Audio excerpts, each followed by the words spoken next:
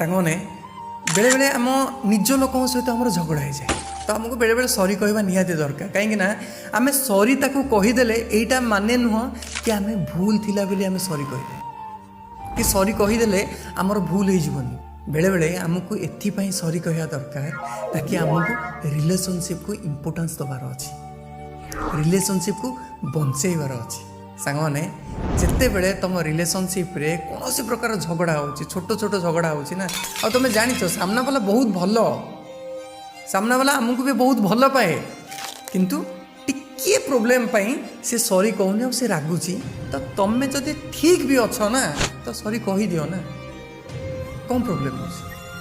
तो मन रखी था सॉरी कहीदेवार माने यहीटा नुह कि तुम भूल अच्छ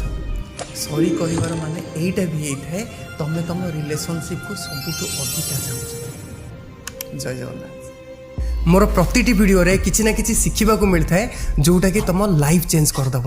तो फॉलो आउ सब्सक्राइब करने को भूलनी।